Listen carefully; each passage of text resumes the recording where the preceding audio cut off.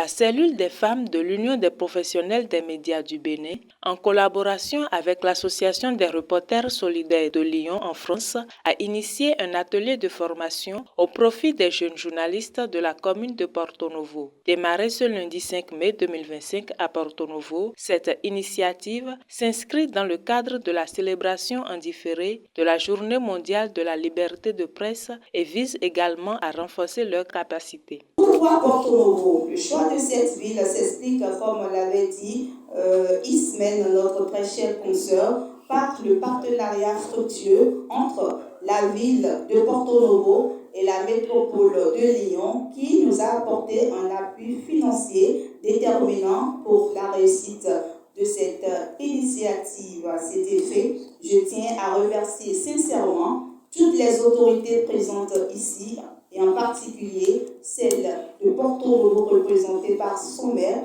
pour le soutien sans faille pour leur présence et pour leur précieuse collaboration. Cet événement revêt également un caractère symbolique et fort. Il se tient en mai, le moment où la CFU célèbre son 14e anniversaire, qu'elle passe matière de marquer cette étape de parcours. En tant que coordonnatrice de cette association, je remercie vivement les membres de la cellule ainsi que vous toutes et tous ici présents pour votre engagement et votre disponibilité. Aux jeunes journalistes participants, je lance cet appel. Soyez attentifs, soyez ouverts, soyez assidus. Vous êtes à l'école. Considérez-vous donc comme tel. Profitez pleinement des enseignements qui vous seront dispensés afin que demain, les fruits tiennent véritablement la promesse des fleurs. Nous espérons qu'au terme de ces 5 jours de formation, vous partirez mieux outillés, plus aguerris et prêts à donner le meilleur de vous-même dans l'exercice de ce noble métier qu'est le journalisme. Nous sommes ravis d'être là et nous avons donc le soutien financier effectivement de la métropole de Lyon et de la ville de Lyon, les deux, pour mener au départ 2 sessions de formation, une maintenant et une en début 2026. Et peut-être, si ça fonctionne bien, nous pourrons continuer pour faire 3 et 4 formations. Parce que les principes de Reporters solidaires, c'est de donner exactement les mêmes cours que dans une école de journalisme et de reprendre tout à la base, les règles du métier, les genres journalistiques, mais également la loi, la déontologie, l'éthique, très important. Dieu sait si c'est vraiment important dans notre métier. Le représentant du maire de la ville de Porto-Novo, le représentant du préfet du département de l'Ouémé et celui de la ministre du numérique et de la digitalisation saluent l'initiative. La liberté de la presse ne saurait être pleinement effective sans des professionnels des médias bien outillés, formés, capables de traiter l'information avec rigueur, responsabilité et éthique. Comme le credo d'un organe de presse que j'ai pratiqué professionnel d'abord et tout le reste après. C'est dire combien le professionnalisme est un outil précieux de développement d'une nation. En effet, la presse joue un rôle fondamental dans toute démocratie. Informer, éduquer, éveiller les consciences, défendre les droits et donner la parole à ceux qu'on n'entend pas assez. Elle est un pilier de l'état de droit et un acteur essentiel du développement durable.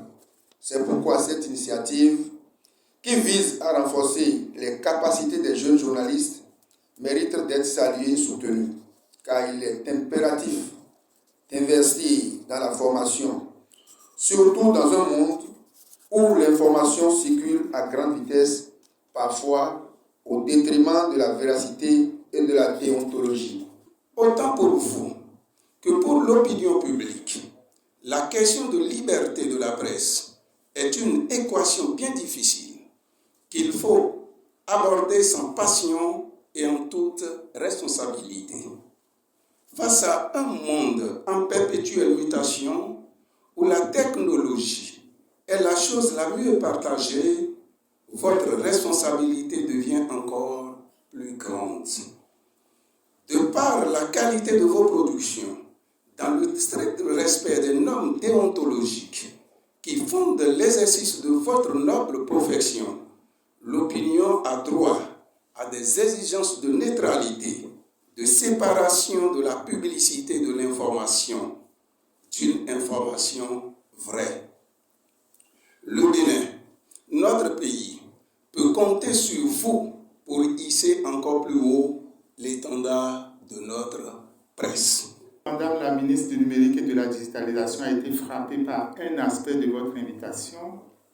Elle y a lu que la formation impacte des journalistes du public comme du privé. Alors, elle me charge particulièrement de vous féliciter pour cet aspect parce que ce n'est pas tous les jours que des associations de journalistes de la presse, du privé, entre griffes, s'intéressent à des personnels, des professionnels qui sont du public. S'ils y sont effectivement, nous voudrions vous encourager à toujours aller dans ce sens parce que ça fait le brassage nécessaire puisque la connaissance, elle est universelle. La connaissance n'a pas de camp. Et c'est dans ces conditions que la Journée internationale de la liberté de la presse que nous sommes en train de célébrer a encore plus son sens. Donc, au nom de la ministre, je voudrais vous remercier pour cette démarche et vous dire toute notre admiration pour cette formation qui va sûrement avoir des effets sur la qualité des produits et des contenus qui vont être diffusés très prochainement. Représentant le président de la RAC empêché, c'est Roukiatou Biofayi, rapporteur à la RAC, qui a procédé au lancement des travaux de cette formation. Nous sommes convaincus que cet atelier de formation contribuera à former une nouvelle génération de journalistes compétents, engagés et soucieux de l'intérêt général. Des journalistes capables de relever les défis du monde contemporain, de défendre les valeurs de la démocratie et de promouvoir un journalisme de qualité au service des citoyens. Je souhaite donc à tous les participants un atelier enrichissant, que ces jours de formation soient l'occasion d'échanges constructifs, de rencontres stimulantes et d'apprentissage durable. La RAC vous assure de son soutien et de sa disponibilité pour vous accompagner dans votre parcours professionnel. Ensemble, construisons un avenir où la liberté de la presse est respectée et où les médias jouent pleinement leur rôle de vecteur d'information, de débat et de progrès. Ainsi, la séance est déclarée ouverte. Notifions que cette cérémonie de lancement officiel a également connu la présence de la présidente de l'UPMB, celle du vice-président du REJAP, le président du PADEM Bénin et le représentant de l'ODEM. Leur présence témoigne de l'importance accordée à la formation de cette jeune génération de journalistes. Ainsi, durant 5 jours, ces participants se feront former, entre autres, sur les bases du journalisme, les règles et techniques rédactionnelles.